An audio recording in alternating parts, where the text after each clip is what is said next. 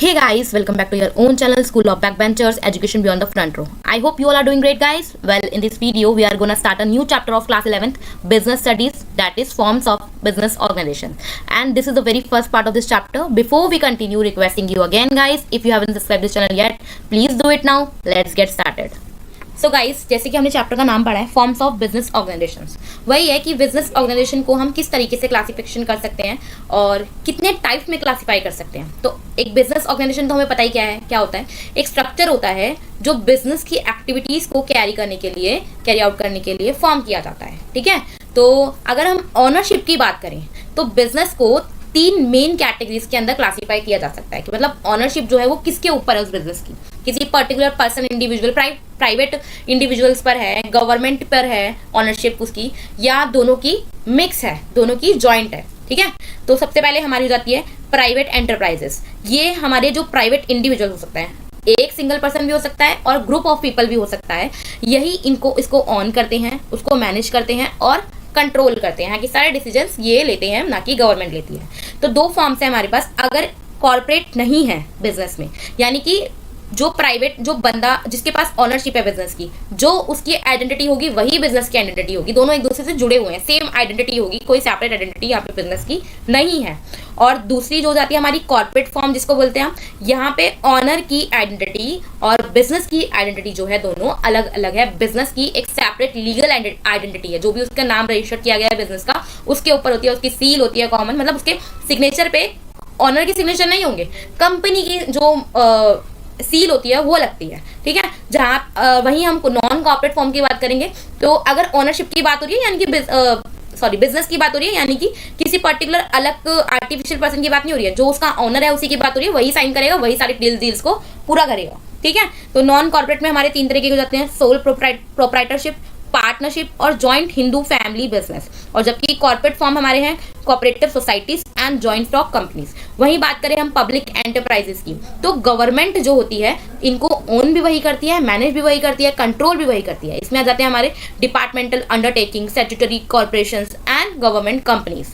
ठीक है, और जॉइंट सेक्टर कंपनी, जैसे कि जॉइंट वर्ड आ गया, दोनों का कॉम्बिनेशन प्राइवेट और पब्लिक, यानी कि कुछ पार्ट जो होगा, हिस्सेदारी जो होगी वो प्राइवेट लोगों की होगी, मतलब इंडिविजुअलों की होगी, ग्रुप्स भी हो सकते हैं लोगों के, और आधी जो होगी वो गवर्नमेंट की होगी। जैसे कि आपका मेट्रो जो है, दिल्ली मेट्रो, वो क्या है, दोनों का मिक्सचर ही तो है। गवर्नमेंट उसमें इन्वेस्ट करती है, लेकिन बाकी के जितने भी ऑपरेशंस वगैरह होते हैं सब प्राइवेटली हैंडल किए जाते हैं। तो own, manage and control jointly by private individuals and government. Clear? इनको अब हम डिटेल में पढ़ेंगे वन बाय वन। ठीक है, चलो चलते हैं। सो गाइस, सबसे पहले हम ले रहे हैं हमारा सोल प्रोप्राइटरशिप। अब बिजनेस सोल क्या होता है, अकेला होता है ना, सिंगल होता है, तो उसी की ऑनरशिप, एक सिंगल पर्सन की ऑनरशिप यहाँ पे हमें नाम से पता चल रहा है। डेफिनेशन देखते हैं। A business owned manage by one person, जो प्रॉफिट भी सारा का सारा खुद ही एंजॉय करेगा, लेकिन अगर लॉसेस होते हैं तो उन सारे लॉसेस को भी खुद ही बेयर करेगा। ठीक है, तो फीचर्स देख लेते हैं। सिंगल ऑनरशिप, नाम से पता चल चुका है हमें, एक ही पर्सन ऐसा होगा, एक ही सिंगल पर्सन होगा जिसके सारे रिसोर्सेज होंगे, उसी की इन्वेस्टमेंट होगी, वही सब कुछ डिसीजन लेगा, वही सारे ऑपरेशंस को हैंडल करेगा, सब कुछ सिंगल हैंडेडली एक सिंगल पर्सन करेगा, जिसकी वो प्रोप्राइटरशिप है। ठीक है, कोई सेपरेट लीगल एंटिटी नहीं होगी। बिजनेस ऑनर दोनों ही सेम लीगली एंटाइटल होंगे, यहाँ पर दोनों की सेम पहचान होगी, आइडेंटिटी होगी। ठीक है, अगर आप बिजनेस की बात कर रहे हो, बिजनेस की साइन की बात कर रहे हो, तो पर्सन ऑनर जो है वही साइन करेगा उसके बिहाफ पर। ठीक है, सारे डिसीजन वही लेता है, क्योंकि कोई लीगल फॉर्मेलिटीज करने की जरूरत नहीं है आपको बिजनेस स्टार्ट करने के लिए, उसको मैनेज करने के लिए, या उसको कुछ भी चेंजेस लाने के लिए, या उसको शट करने के लिए। आपको कुछ लीगल फॉर्मेलिटीज फुलफिल करने के लिए कुछ मैंडेटरी नहीं है ऐसा।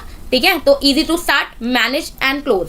देन फुल कंट्रोल, क्योंकि सिंगल पर्सन है, ऑनरशिप भी उसी के पास है, वही सारे डिसीजंस लेगा, वही हर तरीके से कंट्रोल करेगा चीजों को, वही मैनेज करेगा, फुल कंट्रोल उसी के पास होगा। देन अनलिमिटेड लाइबिलिटी, जो ओनर है वो पर्सनली भी लाइबल होगा सारे डेब्ट्स को चुकाने के लिए, पे करने के लिए। अब यहाँ पे अनलिमिटेड लाइबिलिटी का मीनिंग देख लेते हैं, एग्जाम में कई बार आ जाता है। ठीक है, बहुत इंपॉर्टेंट टर्म है आपके बिजनेस से। तो unlimited liability means owner is fully responsible for business debts. तो बिजनेस के जो भी कर्ज होते हैं, जो भी डेब्ट्स हैं, वो उसको पर्सनली भी चुकाने पड़ेंगे अगर सिचुएशन आती है तो। ठीक है, इवन यूजिंग पर्सनल मनी और प्रॉपर्टी इफ नीडेड। तो एक एग्जांपल से समझते हैं, अगर बिजनेस जो है एक लोन को पे नहीं कर पा रहा, बिजनेस पे लोन लिया गया था और बिजनेस के जो भी कैपिटल इन्वेस्टमेंट जो भी बची हुई है हमारे पास, उसको यूज करके लोन को पे ऑफ नहीं किया जा रहा, तो अब क्या होगा, अब ऑनर जो होगा उसको अपनी पर्सनल सेविंग से, अपनी पर्सनल एसेट्स को बेच कर या वो इस्तेमाल करके उस डेट को पे करना पड़ेगा। ठीक है। अनडिवाइडेड रिस्क, अगर प्रॉफिट जो है वो डिवाइड नहीं होने वाला, सारा प्रॉफिट जो है ओनर सारा का सारा एंजॉय करेगा, तो भाई रिस्क जो है वो भी उसी को ही बेयर करना पड़ेगा। तो owner bears all risk as well as the all rewards. Suitable किसके लिए? छोटे छोटे बिजनेस होते हैं जहाँ पे हमें इतनी ज्यादा दूसरों से हेल्प की जरूरत नहीं होती है, एक सिंगल हैंडली पर्सन जो है उसको मैनेज कर सकता है। जैसे कि एक टेलरिंग की शॉप हो गई, बेकरी हो गई, कोई स्मॉल शॉप, ग्रोसरी शॉप हो गई आपके आसपास में, वो भी तो बिजनेस का फॉर्म ही है ना, तो वो सोल प्रोप्राइटरशिप होगा।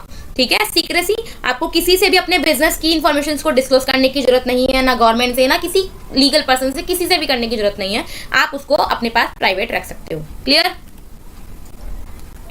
आगे देख लेते हैं गाइस, मेरिट्स क्या है इसकी, फायदे, एडवांटेजेस। तो आसानी से फॉर्म हो रहा है आपका, आपको कोई लीगल फॉर्मेलिटीज पूरी करने की जरूरत नहीं पड़ती, ना तो मैनेज करने के लिए, ना स्टार्ट करने के लिए, ना ही उसको शट करने के लिए। आप किसी के साथ मिलकर डिसीजन नहीं लेने वाले हो, अकेले लेने वाले हो, किसी से कोई कंसल्टेशन आपको नहीं करनी है, तो आपके डिसीजन जो होंगे वो क्विक होंगे, क्योंकि आप ही को लेने हैं, आप फटाफट से लेकर खत्म करोगे। देन सीक्रेसी, आपको किसी के साथ अपने इंफॉर्मेशन को, अपनी कॉन्फिडेंशियल डिटेल्स को बिजनेस की किसी के साथ शेयर करने की जरूरत नहीं है, तो आप उसको प्राइवेट रख सकते हो। डायरेक्ट मोटिवेशन, आपको पता है भाई सारा प्रॉफिट आएगा, जितना भी प्रॉफिट आएगा वो आपका है, तो भाई लॉस भी आप ही को बेयर करना पड़ेगा, तो भाई डायरेक्ट मोटिवेशन आएगी आपको। ठीक है, कि आप जो भी डिसीजन लो, जो भी काम करो, वो उससे आपको पॉजिटिव रिजल्ट्स ही देखने को मिले। ठीक है। देन पर्सनल टच, आपके स्मॉल बिजनेस में जो होता है, कस्टमर के साथ इंटरेक्शन आपका डायरेक्ट होता है, तो आप डायरेक्ट उसको इन्फ्लुएंस कर सकते हो, एक बेटर रिलेशनशिप क्रिएट कर सकते हो उसके साथ में, और उस कस्टमर को अपना लॉयल कस्टमर बना सकते हो, तो better customer relation. Then limitation की बात करें हम, कुछ नुकसान भी है, हर चीज के दो तरीके से एक फायदे होते हैं तो कुछ नुकसान भी होते हैं, वैसे ही सोल प्रोप्राइटरशिप के भी हैं। सबसे पहले आपकी कैपिटल जो है लिमिटेड है, आप सिंगली बिजनेस को स्टार्ट कर रहे हो, आप जितना पैसा लगा सकते हो, जितनी इन्वेस्टमेंट कर सकते हो, जितनी एसेट लगा सकते हो, अकेले करने वाले हो और कोई नहीं करेगा, तो आपकी कैपिटल जो होगी, आपकी इन्वेस्टमेंट जो होगी बहुत लिमिटेड हो जाएगी, आप कहीं और से बोरो नहीं कर सकते हो। लिमिटेड मैनेजरियल स्किल, अब भाई हर एक पर्सन जो होता है वो हर चीज में परफेक्ट नहीं हो सकता है। हो सकता है आप परचेजिंग में परफेक्ट हो, आप प्रोडक्शन में परफेक्ट हो, आप सेलिंग में परफेक्ट हो, बट आप मार्केटिंग में परफेक्ट नहीं हो। ठीक है। आप कहीं ना कहीं तो ऐसी होगी ना, आपकी स्किल्स लैक करेगी, आप हर चीज में तो परफेक्ट नहीं हो सकते हो ना, तो वन पर्सन में not be good at everything, तो वहां आपको प्रॉब्लम क्रिएट होगी, जिसमें आपको किसी की हेल्प की जरूरत होगी और वो मिलेगी नहीं, है ना।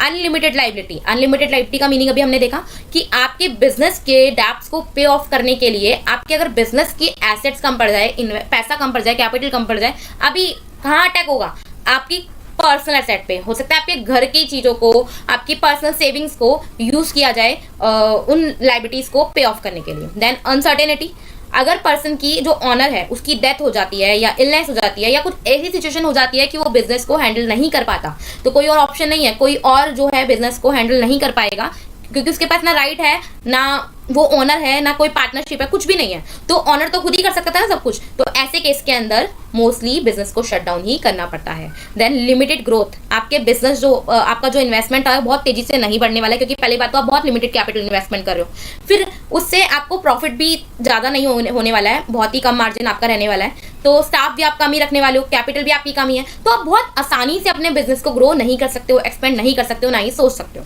सूटेबल कहाँ कहाँ है ये सोल प्रोप्राइटरशिप आपकी, आप जहाँ पे आपको पर्सनलाइज सर्विसेज देनी पड़ती है, जैसे कि टेलरिंग देना है, या सैलून का काम करना है, या बेकरी शॉप है आपकी, ग्रोसरी शॉप है, या आपके बिजनेस में बहुत ही ऐसा बिजनेस जहाँ पे लो कैपिटल नीड होती है उसकी कैपिटल की, इन्वेस्टमेंट की, तो ऐसे जगह भी आपका ये फॉर्म जो है बिजनेस का सूटेबल रहेगा। ऐसा एरिया जहाँ पे कस्टमर इंटरेक्शन करना बहुत इंपॉर्टेंट है, कस्टमर के साथ डायरेक्ट रिलेशन में रहना, या डायरेक्ट इंटरेक्ट करना बहुत ज़्यादा इंपॉर्टेंट हो जाता है, तो ऐसे में भी आपका सोल प्रोप्राइटरशिप जो होगा बहुत सूटेबल है। और ऐसा बिजनेस जहाँ पे रिस्क आपको बहुत ही कम देखने को मिलता है, जैसे कि आपकी ग्रोसरी शॉप में डेली यूज की सामान होते हैं, आपकी नेसेसिटीज आइटम होते हैं, तो वो तो बंदा खरीदता ही खरीदता है, बाई चांस कुछ ऐसा आइटम रख भी लिया जिससे प्रॉफिट नहीं हो रहा, तो आगे से वो नहीं लेगा, सिंपल सी बात है, ज्यादा रिस्क उसको नहीं बियर करना पड़ेगा। क्लियर? आई होप आपको सोल प्रोप्राइटरशिप अच्छे से समझ में आ गया होगा गाइस। अगर आ गया है तो ये कुछ केस स्टडी है, क्वेश्चन है, पढ़िए, समझिए, आंसर कमेंट बॉक्स में लिखिए। मिलते हैं नेक्स्ट वीडियो में नेक्स्ट पार्ट के लिए, तब तक के लिए वीडियो पसंद आया तो लाइक कर देना, चैनल को सब्सक्राइब नहीं किया तो सब्सक्राइब कर देना। Okay, bye.